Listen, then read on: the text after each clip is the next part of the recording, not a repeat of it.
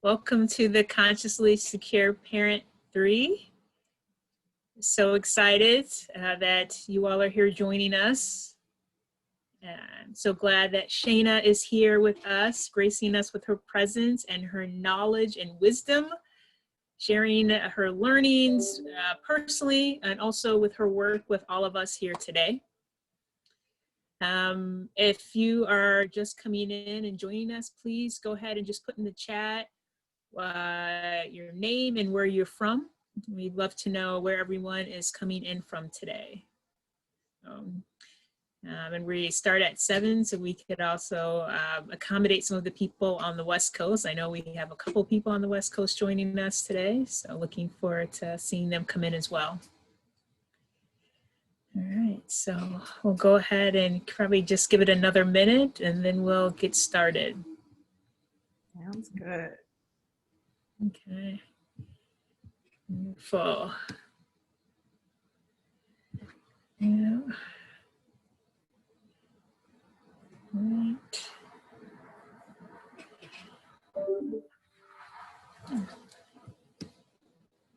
Looking forward to the chat. I just saw one email come in, so I'm just going to check it because I feel like that always happens. There's always an email coming in of someone has a question. Okay. Yep. Great. Just sending out, resending the Zoom link. Okay. All right.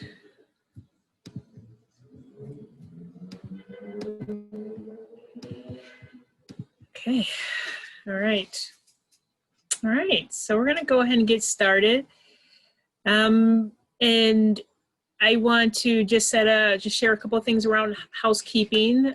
So first, I'm always thrilled to have my partner in crime here with me, Zoe. So if you happen to have any questions about anything, please feel free to just put your questions in the chat. And Zoe will make sure that she takes your questions and she is relaying that to all of us here in the group. All right, Patrice, wonderful to see you from Bermuda. Oh goodness, how are things in Bermuda? Wow. And it's here in New York, it's starting to get a little bit chilly, believe it or not. So, yeah, all right. So, all right. Hello, Mimi. Welcome, welcome. Yes, okay. So again, if you have questions, please feel free to just put those in the chat. And we're gonna go ahead and get started because we have a lot to cover and this is a big topic. And this is a question where this is a topic where there are so many questions. It's amazing to me how when I'm on social media, whether it's Facebook or Instagram, particularly, how many questions are coming up around parenting and homeschool. And I'm the first to admit, many of you know I do not have children. So though the topic is fascinating for me, particularly from a security standpoint, it's people like Shaina, who I truly rely on for all of the information in this area to really come in and support our community of consciously secure leaders. And I was talking to someone recently and she asked, why would we be hosting a talk on this, a talk called The Consciously Secure Parent? And I explained to her that we have many incredible leaders in our community and we call our leaders consciously secure leaders. So leaders that are forward thinking around security, leaders that are thinking about security in a holistic way. So not just thinking about security from a digital standpoint or a physical standpoint, but thinking about it also emotionally, psychologically, and spiritually. And also understand that the theme that we have of consciously secure living really is a way of life. It's about thinking about how do we, live our lives in a consciously secure way so that we could really live a life of freedom. And so whether it's thinking about how we go out in this COVID environment, or it's thinking about how do we protect our children when they're at home homeschooling. And so this is a topic that we started back in the spring and Shaina joined us for that. And we did that because a lot of leaders in our community started to have questions around this topic. And I wanted to be able to support them where they were. And though business was important, obviously business isn't everything that we all think about, right? We are full human beings, we're whole human beings. And we have topics in our lives that are important for us outside of work. And so we started the commitment to support our leaders where they were and where they currently are, and to have topics that support them and helping them to continue to live full lives and live the consciously secure life. And so with that, I am honored tonight to introduce Shaina Hammond. She is CEO of Teach to Lead. She has this company that supports leaders, educators, I would say movement leaders, and helping them to not only be emotionally intelligent, but help them to lead and support their teams. Particularly in the area of education, that means supporting principals to help and better lead their own schools, but that means also supporting teachers. She's also a parent of 2 children, so she is coming to you tonight with many different hats, and she's going to be sharing her experience about what it means for her to be a consciously secure parent and what she's thinking about right now as her children are going through what many of you are going through. And with that, I am honored for her to share more about herself. So please help me welcome Shaina Hammond. Thank you. Thank you for that warm welcome. Good evening. I'm really excited. I love talking about all things children and parenting. Like Jessica mentioned, I'm a proud mom of a 9-year-old and almost 11-year-old. He will be 11 tomorrow. So really excited about that. He's in middle school. Yes. That is definitely Yes. hitting me differently than other years. And it's hitting me differently for a lot of reasons. I'm also a former teacher and I'm a former principal. And I was a principal of a middle school. So I know very intimately where he is and what he's going to encounter, both academically and socially. And so while I'm excited, I'm also scared.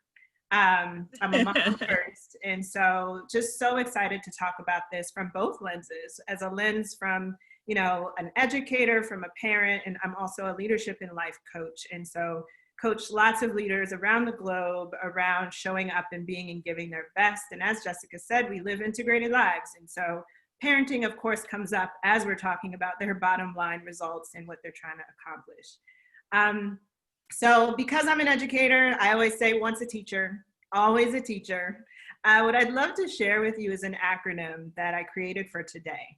I'm really excited about this conversation because really we want to talk about what's essential. There's so much swirling around about what you need to have in place, and it's overwhelming. We're living in very overwhelming times, high anxiety, lots of uncertainty. And so I'm hoping that this acronym can help just kind of zero us all into what's essential. This is just what I found for me with my own children. So just going to share it with you. It's definitely not an exhaustive list. Context matters. My kids are elementary and middle age. Some of you have high schoolers. Some of you may have preschoolers. Some of you may have also elementary aged kids. So I can't wait to open it up for questions and talk about some of those nuances because we're all coming at this from a different lens. Some of us go to have our children in private schools, some public schools, traditional public schools, some charter schools. And so there are so many differences. And what I did was I tried to just kind of comb through the things that, regardless of how old your children are, and regardless of what kind of school your children attend, these are essential things to just keep in mind and try to kind of block out the rest of the noise. All right, let's talk about it. So, yes, love it, love it. And it's a high schooler. Yeah, so yes, you can go ahead and yes, it is in the chat, so you can go ahead and share it with them because it is a great acronym. Yes. Okay. So the acronym is FRIES. I don't know about you, but I love French fries. It's a favorite. I do. Yeah. How can you not love French fries? Yes. Exactly. Put a smile on your face. It's just, I think that's just their only purpose in life. Is just yes. So yes. think about French fries as you're thinking about the essentials for supporting our children through virtual learning. So the F is for food is energy. So we all know this, right? Like we are what we eat. And so whatever we're feeding our kids, that's going to determine their energy level. It's going to determine whether they crash around 1 or 2 o'clock, whether they're a little extra cranky or anxious or what have you.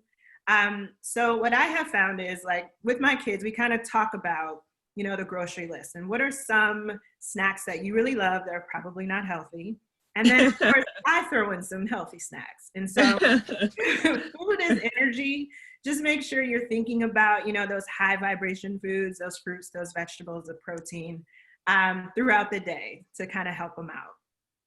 The other thing is relationships are everything, even for our high schoolers, right?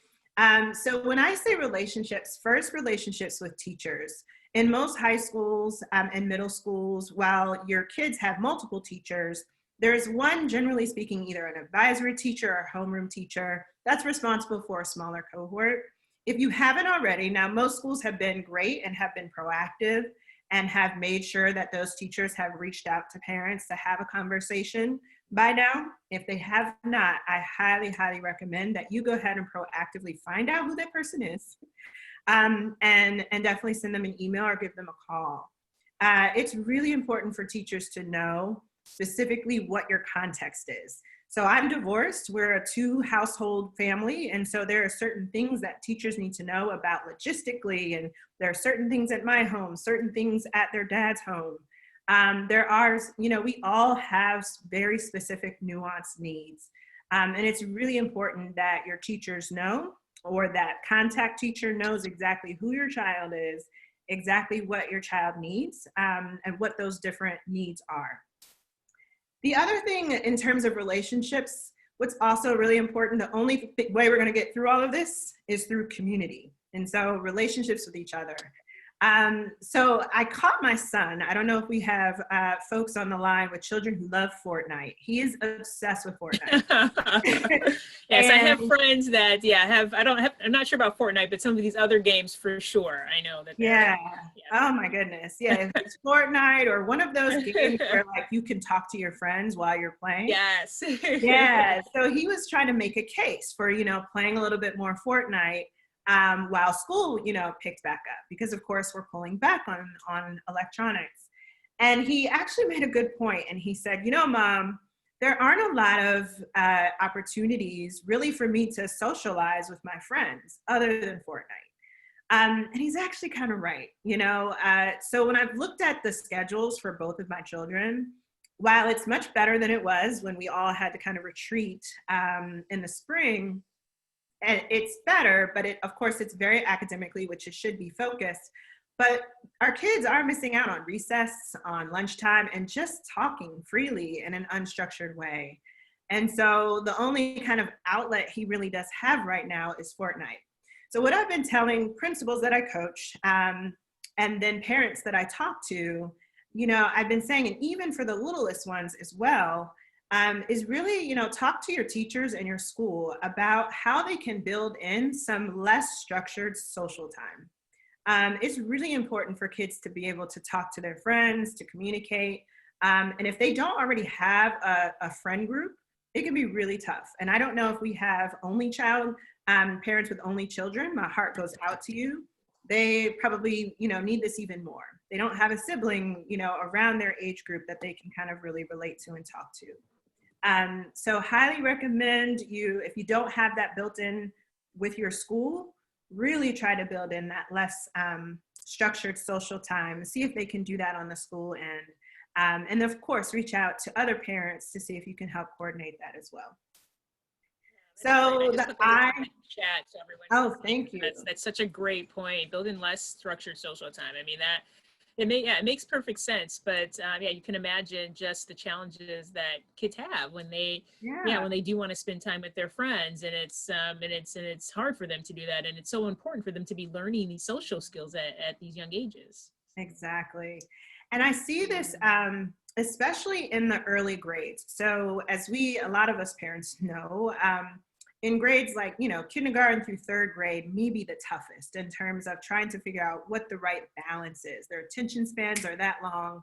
And it's really tough on parents who are working all day. And so this, especially for the preschoolers and the early elementary age folks, this is really important. I think it can help everyone. It can help kind of ease the burden too around really structured academic time for teachers, and of course, give them more screen time and time with their friends, structured time in the day for their parents, so their parents can also work. And so, yeah, can't stress that enough. It's so important. Social emotional pieces are incredibly important. All right, so the I. The I brings us to, it begins with us as parents. And so I mentioned we're all kind of in different stages of grief around just, letting go of lots of things. Normal is no longer a word that we can really hang on to right now. And so many of us are in between rhythms, in between schedules, and it's tough.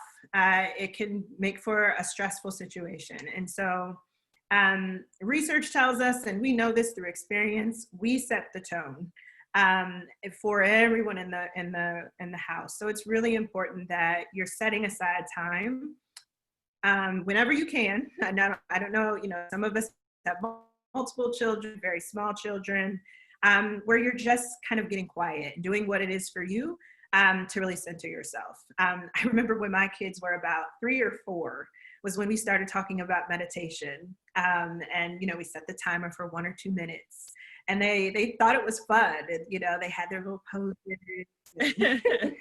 But it really doesn't take much. I can't stress enough how powerful it is just to get quiet and just to do some mindful breathing for as little as 2 to 5 minutes a day. But it's just really important that you're doing whatever it is you can to recenter yourself or discover what it means to recenter yourself.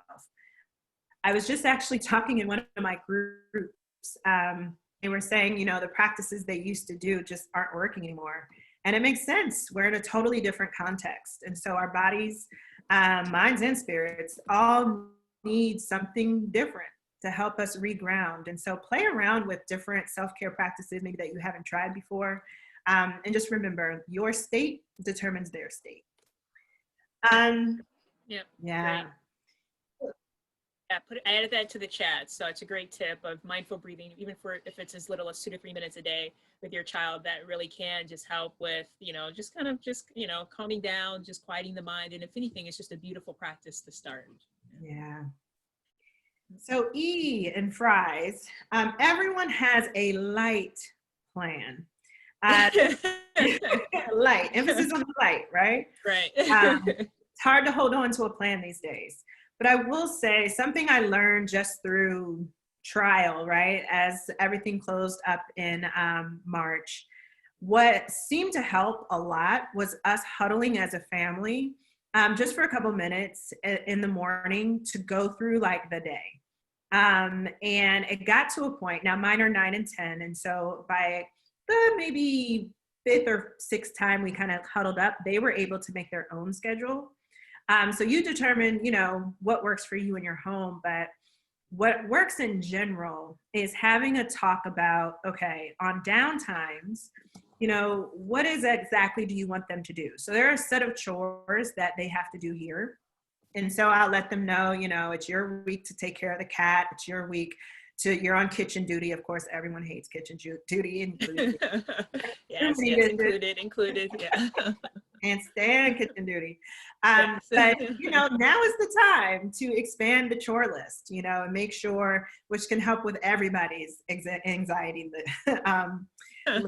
So, expand that list, let your children know exactly, in between the breaks and throughout the day, what they can do, and what time periods, maybe they should just go outside and play, or read a book, read something fun. But the more that you all can structure that, and then I even let them know like a little bit about my schedule. So I share with them, I'm like, guys, at 1 o'clock and 3 o'clock, I'm leading the meeting. So you know what that means? You cannot interrupt me. Lots of parents have created like little signs, like red, green, and yellow. So like they know when it's red, that means absolutely no interruptions. Yellow's like, you can approach me if it's actually important. Green is like, you can come in and out and talk to me as you need, but develop some sort of system where they like are aware of, you're a parent and you work and you have other priorities, right? So as much as you can kind of increase that communication back and forth about your plans, it might help alleviate a little bit some of the interruptions and confusion throughout the day.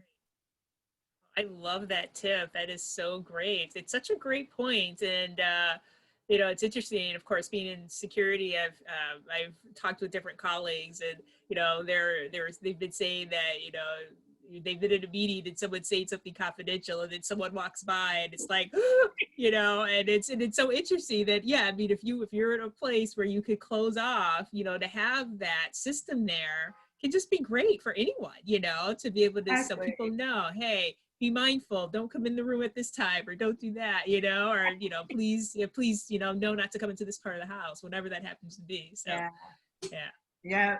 Setting and communicating those boundaries, it's everything right now. Yeah, and it's a great lesson for them, right? It's a great lesson around time and place and boundaries.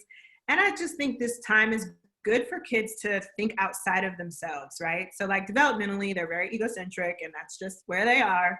But this like situation is just really allowing them to see, like they dip into my conversations all the time when I'm like holding calls and they're like, what is exactly you do? And I heard you talking about rates. What's a rate? You know, like we're having interesting conversations about business. And it's just good for them to know, you know, you have other priorities. Yes, they are the priority, but you have other ones. And you never know what'll come out of that. So that's been interesting to play with. And the last thing, and then I would love to just open it up for questions and other offerings. And it might be the most important one. The S is sleep is king. Sleep is everything. I cannot tell you how many school leaders I've talked to, teachers I've talked to, who have said at the end of their first week, how not only exhausted they were, of course, but how exhausted their students were by Friday. Like there was a noticeable difference in their energy level and engagement by Friday. They were like, I think a lot of it is because, you know, we're coming off of the summer break where, of course, you know, you might not have a bedtime set at all, or it's later. And kids are just now kind of bringing back. And I've heard the question from parents over and over, like, should we just not have, you know, a bedtime? Like, where's the line? The line, first of all, is what works for your family, right? I will say, putting on both the parent hat and the educator hat, I would say kids thrive on sleep. So my kids are 9 and 11. Their bedtime is 8:30. And I am really, really serious about that because they just are different children when, for various reasons, they go to bed later. A little hack, something that happened that was like, ooh, I'm going to mention this. So I went up to go check on my son, and I noticed his covers were over him, and he was playing Fortnite. And I was like, are you serious? Completely caught, right? Completely caught. So I would also, so now we have this new thing where we have a charging station. So all electronics at bedtime have to go in the charging station. And it's outside of their rooms, it's in the hallway. And so I just highly recommend that, you know, making sure devices, even for high schoolers, there's another place for devices because I think the allure is so much higher right now to be online because that's the only way they can connect. But it also could really interrupt their sleeping patterns and make for really tough weeks and days for everyone. And just make it for them not to really be ready to learn, ready to engage, and just be at their best. So sleep is king. Bring back the bedtimes, honor the bedtimes. If there's like one thing, you know, battle you're going to like really fight, that's the one I would suggest. But yep, those are your fries. You know, spice them up, some ketchup on them. It's, you know, the list is not exhaustive, but I know that if I have those things, you know, down, then we're gonna be good to go. Great. That is great. Definitely can tell you have done this many times. Definitely talking like a true pro here. And I have to say, even the first one that I wrote down that you mentioned, that really kind of took me by like, oh God, this is such a great point, and I haven't thought of it. But of course, I'm not a parent, so that's why I haven't thought about it. But when you were talking about relationships are everything, and you mentioned that it's important even for the teachers to have an understanding of what the dynamics are at home. So if your children are going back and forth between yourself and the father, then it's important for them to know that, so they know who to call if there's an emergency or what's going on, what's the dynamics. And so I just thought that was really great and insightful, and I think that there's so many people that are going through that, and so but I've never heard anyone just speak about it in that way of like, hey, this is something that that needs to be discussed, and that should be part of the conversation. Yeah. And it's tough, right? Because most schools are used to just one email address, they send all the information, but oftentimes with two household families, one person's left in the dark, and you never know which emails are getting forwarded and which ones aren't. And it could just make for a really frustrating situation for the kids and parents. And it's just helping, schools become more aware of the diversity of their families and their needs. And all of our kids have different nuances and needs, and we just need to share them. And this is a very interesting situation where, in context, where we're forced, if schools haven't been already, one of the beautiful sides of this is schools are forced to think creatively and differently, and more so, thinking at the individual level, and thinking about the different subgroups that they have within their schools. And so now that we're at we're all waking up, if we weren't already making that decision, it's important to keep that moving in the right direction, and making sure they know exactly who your child is, what your child needs, what's unique, what's amazing about your child, so that everybody gets what they need. I love that. Yes, they should know what is unique and amazing about your child. I love that. Yeah. Yes, So definitely. I have a question here in the chat. So how do you get a teen to be an active participant who is participating virtually when the majority of their class is in person? She would normally be a boarding student. Okay, that has to be tough. Got it. So most of the kids are in person. She is virtual. How to be more active?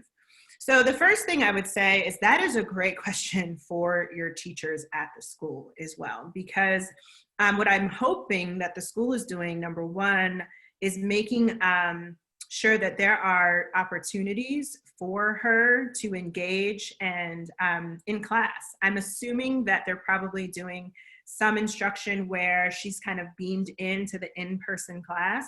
Just want to make sure there are ways for her to participate, for her to answer questions, to ask questions. I don't know how thoughtful the teachers are also being around how she can maybe partner with other students. Is she the only virtual student? Maybe there's another student or a group of students who are virtual that can, go into their own Zoom room when they're kind of, doing small group instruction, things of that nature. And being that she's normally a boarding student, so she's probably really used to having social time. And so I think for your teen, I think it's also working with your teen, and maybe the school and maybe some other parents. I don't know what kind of relationships you have with other parents, but times for your teen to kind of link up with different people at school outside of the kind of school schedule. I think that's going to be really, really important for your teen, to make sure that, she still feels a part of the group. And I hope there's some sort of way the teachers are thinking about linking the in-person students with your daughter and the other virtual students. So what might it look like for everyone to, have a Zoom session for parts of the instruction so that everyone has a chance to engage with each other? I think that's really, really important. So if that's not already in the schedule, I would definitely advocate for there to be time where everyone's virtual, so that everyone has a chance to mix with different groups of kids, and keep that same sense of engagement and community together. I hope that was helpful. Mm-hmm. Yeah, definitely. Yeah, I mean, I guess So, but yeah, I mean, imagine there are times I get, or, you know, if some kids are at school physically, then some kids are homeschooled. And I guess I'm, you know, I don't know, I guess I'm asking this because I guess I wouldn't know, but I guess in a situation, if there's a class, then the teacher is teaching something. So that teacher is teaching in the physical, let's say it's biology or something, they're teaching in the physical classroom, but then are they also teaching on Zoom? So then simultaneously all of that is being broadcasted out, or would it be a kind of in a different format? So what I've seen both. I've seen exactly what you described, which is tough to do, right? Even just from a tech standpoint, is really tough to do. Some people are attempting that. What other people are doing is that they are recording themselves live and then sending the recordings to virtual students. And the virtual students have a totally different schedule and kind of cadence for how they log on and engage. So I'm getting here, she's in the class through Zoom and it is simultaneous. Okay, so it's just as you described. And she said the positive is the classes are also recorded, which is great. And so she can also go back and revert back if she missed something. But yeah, I've seen schools though do it both ways. I definitely hear more positive reviews from parents when it's done the way it's done in this scenario. Not so much when it's the recorded videos, because the recorded videos, depending upon how long they are, of course they should be short and to the point, and sometimes they're not. It's really hard to hold students of all ages, their attention that long when it's recorded. And so it's great that this school is opting to do a simultaneous format, because I've heard and heard much better feedback that way. So here, the problem is to get her to speak up when she has the opportunity to answer questions. She tends to feel intimidated. So one thing is that just came through as you wrote that is, it's different, right? It's also September. And so she just also may need, I know my son is this way. He needed just time to get used to this format. My son doesn't like to be on camera because he just feels like on the spot. He's like, everyone's staring at me. It's just weird. Like, I don't like it. But over time, he got used to it and he felt like that was intimidating. And sometimes, you know, it can, especially, I don't know if your daughter is an introvert, especially for introverts, it can feel very much like you're on stage, which can feel very intimidating.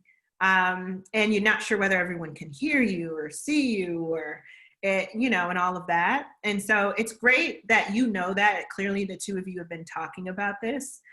So with anything that's new, what's helpful is to chunk things up in small bits. So maybe just invite her to set a goal of like, I'm going to ask just one question today.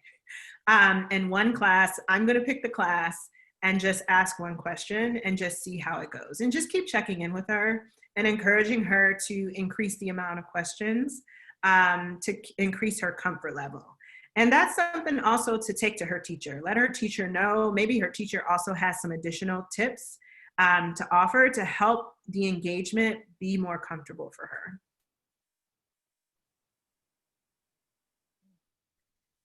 The camera is the problem, and that is exactly the issue. Got it. Okay. So I'm taking your mean like the same thing that my son said. Okay, great. She said that was really helpful. Okay, I'm glad. Yeah. This is very different. Yeah, putting it mildly. Yeah, and I can totally see how that can be intimidating. Yeah, when you feel like everyone's staring at you, and you know, and it's, you know, you have all these faces looking back at you. I can definitely, you know, imagine that can feel very yeah. I mean, that can just feel scary. Yeah, and it takes some getting used to. And I think just affirming her and letting her know she's not alone. There are a lot of students that way. It's important for teachers to know that, because I know that some teachers, you know, are unfortunately, you know, giving infractions, or it's looked down upon in some schools. The expectation is that all cameras are on. I think it's important for the teachers to know, like, you're working towards that goal and, you know, you support it. And these are the different kind of concerns that I have, my child has. And since she's a high schooler, I would definitely encourage her first, advocating for herself. And then you, of course, supporting as you need. So I'm glad that, you all at least are having that conversation, because I know that largely that's the expectation, that of course that the camera's on, so that everyone knows kids are engaged. So I see another question. As an educator, any suggestions on how virtual students can build effective relationships with their teachers? The entire class is 100% remote. She will need letters of recommendations for internships in the summer. So I don't know how old your child is, but this is a great time. If your children, I don't know if your child has an email account. So like my 9-year-old, my 3rd grader, for the very first time has an email account. And she is actually emailing her teacher just a little bit too much. I think she's just excited. But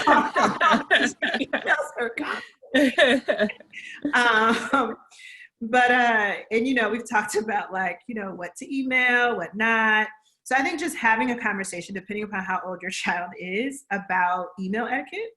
I think this is the time, even as young as 3rd grade, 2nd grade, even 1st grade, like helping them, email their teachers with questions, and be the ones to, do that first before me. So what I love about both of them is that they know the expectation is they're the ones to email their teachers first, so that, and I'm CC'd so I can, see everything, but it's good for kids to advocate for themselves, right? And keep fostering that sense of independence. And oftentimes I'll see teachers sometimes like slide in jokes about donuts or something, which is great. I mean, it's a great way for them to get to know their teachers also as human beings. There are lots of things, of course, I say to teachers and to principals about building, more effective relationships. But I love your question, because your question is about how students can engage that as well. And I think, kind of goes into the question beforehand. Something I say to my kids, I have like a saying I say to my kids every morning, and one of them is ask great questions. And I say that because questions are oftentimes the ways to get to know people a little bit better. And usually people tell a story. You get to learn a little bit more about what motivates them. And so teach your kids too to ask questions about like, well, why? I'm wondering, like, why did you select maybe this text to start this unit? Or I'm wondering this, just invite them to ask questions about, the motivations behind what they're learning, and how it applies to the real world, and what motivates them about it. Just really invite them to ask questions, lots of questions like that. Hope that was helpful. High school, thank you. Even easier, right, as a high schooler. Mm-hmm. Yeah. That's great. Great. Wonderful. Yeah, well, thank you for that. That's just really, really incredible, really great information and insightful. And Zoe has written in the chat here too that the tip that you gave around the electronic charging station is also very helpful for adults as well. Yes. Yes, and thinking about that. And I know that Ariana Huffington is also very big on that. So yeah. In the bedroom, because it's easy, right? Like, it's very tempting for all of us. If it's right there on our bedstands, it's likely, I've even had to stop. One of my new boundaries in this space is I've stopped looking at my phone when I wake up.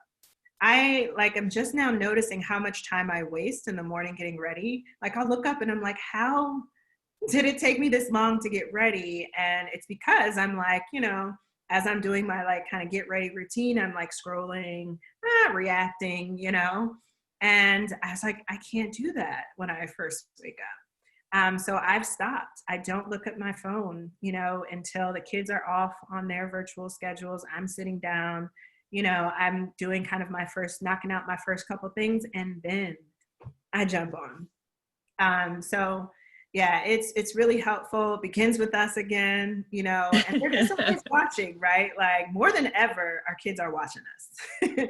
So Yeah. whatever habits we have, practices, good or bad, they're soaking it up. Yeah. Yeah, I mean, it's such a, yeah, I mean, that point too of, you know, our kids are always watching us. And, you know, before the call today, in our previous talk, I kind of shared that one of my friends was saying that one of the challenges that she has with this is that she, you know, with your child being technically homeschooled, that it is not traditionally the role of the parent to teach the child. Right. And so, and she's finding herself in this kind of awkward situation of having to follow up on doing certain things that she feels that it's hard for her to do. And she equated it to like, you know, coaching your husband, if there was some sort of conflict that was going on. Like that's not necessarily the role of a spouse. You don't coach your spouse, you know. Yeah. And so I'm just curious if you could just comment on that, because I've heard multiple people say that, and so I just feel like maybe that's something too that people may be thinking about. Yes, you did a great thing. You highlighted what wasn't said in Fries, right? So what wasn't said in Fries was like, you know, brush up on your multiplication facts, you know, in like, no, you know, we're parents, right? Like even me, someone who I taught the grades my kids were in last year, I still did not lean in and create lessons, and we're parents. My kids are my kids. I'm not their teachers. I am a former teacher, but we have a different relationship. And it's not something I planned for. It's not something, you know, I run two businesses. It's not something I literally have the capacity for. So I just hope you're, you know, if you still have, you're lifting it off, like you're not homeschooling, this isn't real school, right? Like we are all experiencing, and when I say we, I mean educators, everyone, politicians, everyone, we're all figuring this out as we go. And so it's important not to put undue, just, you know, unrealistic expectations on ourselves. We're not teaching, we're parenting. Many of the, you know, within the acronym, it's just time to lean into the things that we do as parents to prepare them. And when we see gaps, you know, advocating for those gaps to be filled when it comes to virtual school. And yeah, I just hope, you know, you can kind of take the cape off. I was even looking at some memes. Someone said, you know, just so you know, your child doesn't have to have lights on their workstation in order to have a great year, right? Like, people would probably be surprised the fact I'm an educator. My son works in a room in the basement, and there's literally nothing on the walls. Now, there'll probably be stuff, you know, as he goes along and learns different things. Sure, we'll start building it as we go. But I didn't put the pressure on myself or the pressure on him to like make the room into a classroom, but for some of you that's fun, right? And if that brings you joy and that's fun and it's not stressful, then I say go for it. But if it's not your jam, you know, and it's something that's gonna bring you undue stress, remember your role, number one, is to love them, be their parent, be their soft landing place, be their boundary, be their, you know, guiding light. That's what we're all being called to do as much as possible now. Yeah, that's wonderful. Great. Yes. Oh, yeah, we have a great question about security. Okay. Yeah, Yes. how do we ensure a secure network at home for remote learning from a cybersecurity point of view? Yes, very interested in this. Yes, yes. So, so the one thing you want to do, I would say, is just like when you are at work, you have some sort of VPN that you're using, most likely when you're logging in to your work network. So, and typically that's on your work laptop, and you have to log in through your VPN to even access your network. There is a VPN that you can purchase, and a VPN is called a virtual private network. So what it does is it ensures that the network that you have in your home is safe and secure. And so one thing that I always encourage people to do is to ensure that they actually have a VPN. And now there are a wide variety of VPNs that you could use, that you could purchase. I'd always think that it's best to invest in something. In the past, I've used something called ExpressVPN. There's also like CyberGhost. There's multiple. McAfee has one. You can use one from Bitdefender. There's several ones that you can use. I'm somewhat agnostic, but I do think it's good to actually make an investment into one. And you can use this within your house. And so I think that that is always a great thing for your child to do when they're logging in for school. It's something I would highly recommend because you do want to make sure that those lines are secure when they're on Zoom or when they're, let's say they have some project that they have to do and they have to, let's say, use some sort of application in order to complete a class. I was talking in the spring with a parent who said that their son had to complete a robotics class and the school was requiring them to use some sort of application. Then she said that the application they were required to download on their home computer wasn't secure. So in the end, in this particular case, because it was an application that wasn't secure, they decided to just not download the app, which meant that the child couldn't actually complete that part of the project. And at the end of the day, that was the decision that the parents made because of the job that the father had, and they just weren't going to do anything that was going to put their home computers at risk. And so sometimes, depending on the situation, you may have to make an executive decision like that. And so I highly recommend, really thinking and being thorough about these things. Now, I think in general, there are some basic things you always want to be doing from a cybersecurity perspective. Like you want to make sure that you always have some sort of cover over your cameras, like some sort of camera covers. So if your child is on Zoom, then you want to make sure that you can close close the camera so that if they were to accidentally stay on Zoom and not get logged off, or if someone were to try to actually access the laptop or whatever device that they're using, they can then look into the household through the camera. And so you would want to just be careful that that's not happening, but so you can have like a physical cover over your camera. You would want to make sure that all the apps that they're using are approved by you, approved by the school, that they are secure. So just like the parents in this scenario that I just gave an example for, they made the decision to not download this app. I thought that that was a great decision. I supported them in it. I did try to help them find some other solutions. But at the end of the day, the teacher wasn't budging on it. And it was the only application that was available. So it was really the only choice that they had.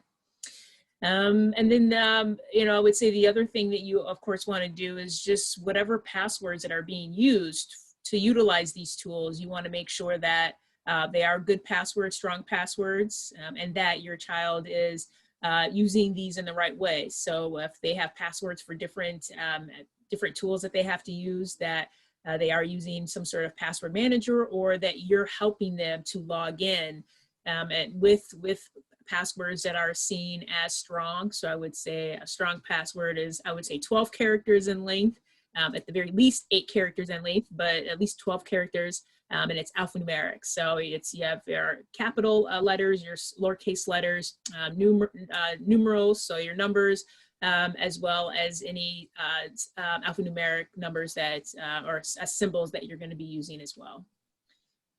So there's just a couple things to keep in mind. Just a couple things. I loved how specific you got around the VPN, especially for someone who, like me, that's just not my area. And the camera covers, I'm assuming you can just kind of Google anywhere, go on Amazon, just put in camera covers. Yeah.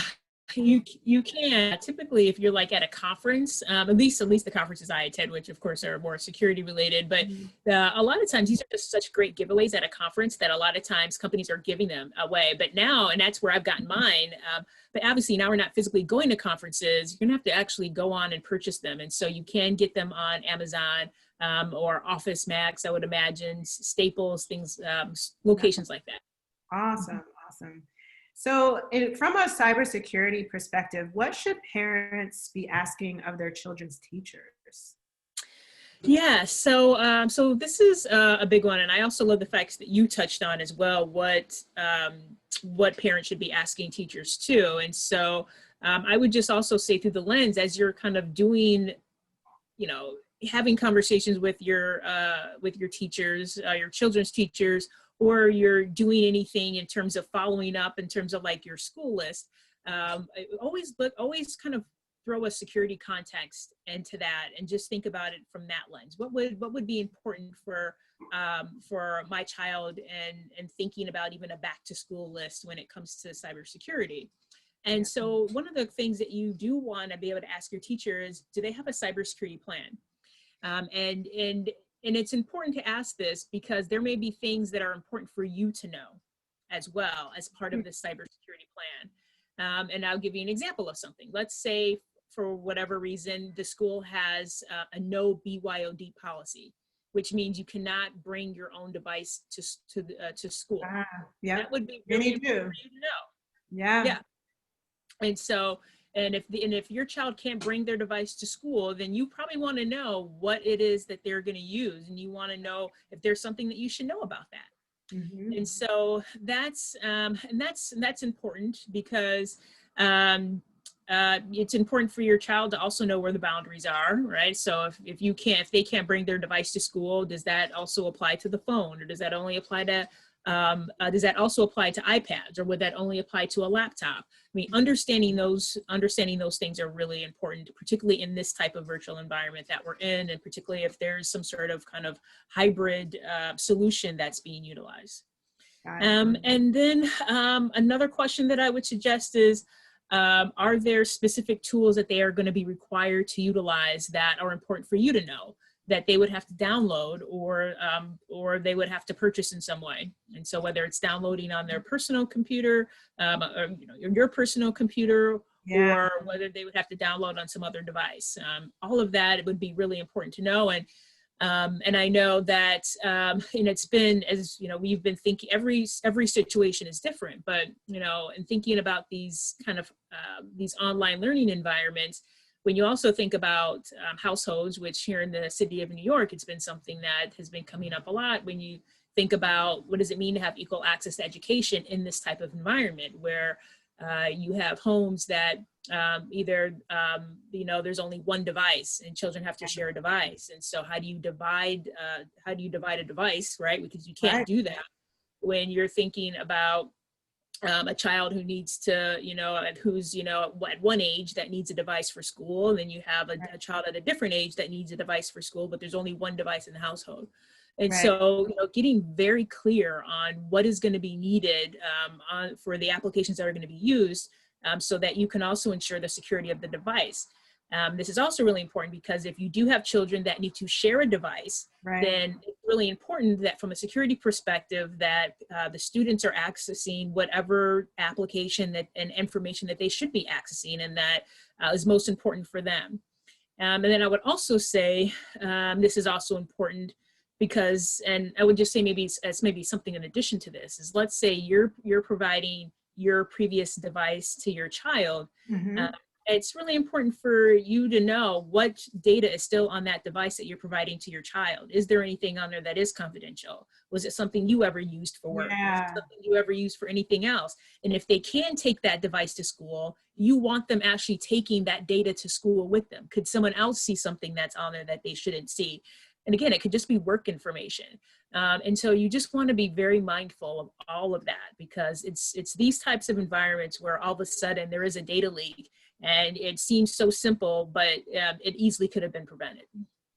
Where can parents go, right? Do you support parents with this? Because I'm thinking about something that came up as you were talking, that came up with us, has come up with several different schools, is a lot of teachers use YouTube as a resource for videos, right? And so we had a situation where the video was fine and age appropriate. However, the comments were terrible and were not age appropriate. So how can we be more proactive about that kind of thing? And, especially like you said, when you have students sharing a device, they're different ages, they're ready for different content. Where can parents go for support? Yeah, it's so tough when it comes to YouTube. You know, and it's hard. It is really hard if teachers are using videos on YouTube, and if the person who owns or is responsible for that YouTube page isn't moderating the comments enough, meaning basically they're deleting the comments to ensure that they're age appropriate. Now, clearly, if they're showing videos, then I'm assuming that these videos are age appropriate. So I would almost imagine that then whoever's running that channel would ensure that the comments are the age appropriate as well. But yeah, I mean, that's really, really hard to do. I think that it's hard to prevent really that from happening. But I think it is important though for the teachers to have an awareness of it, and as well as for the parents to have an awareness of this, of what's going on. And also, again, if children are sharing devices, if you have a high school student that's sharing a device with a younger student, for the parent to know that this could be something that's, that the younger child maybe could have access to, if for whatever reason. Or it could be also asking the high school student to make sure that they're being responsible about what applications they're leaving open, what windows are leaving open for younger children that may see something that they shouldn't see. But that's such a tough one. It's really tough. Yeah. Yeah. Thank you. That was really helpful. Yeah, no, of course. And thank you. Oh my gosh, it's already 8 o'clock. It's Goodbye.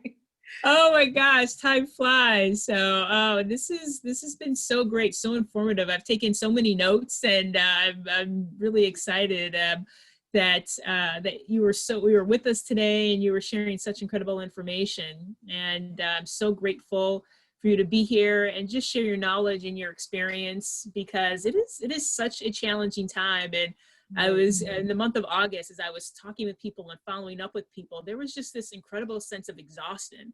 And I just said to a couple of people, we really don't have to have this conversation this month. If you have more important things that you have to focus on right now, we can have a conversation in September. And it was really great for people to really take that and be so appreciative, because they had to take their child back to college one weekend, and another child back to college another weekend, and then another, their youngest, they had to do back to school shopping. I mean, it was just such an exhaustive time. So, so I so appreciate you sharing your knowledge with us and our community, so they can have access to this type of information, and also just kind of ease this time for them as well. Yeah, no, it's a joy and honor. I've been saying since this all happened, like how grateful I am to have those different intersections of my identity, to have been a teacher, have been a principal. It's just a huge privilege in this kind of scenario. So anytime I can share and give back and share what I'm doing, what I'm learning from my clients, what I'm learning from myself, I'm just honored to do it. It brings me joy.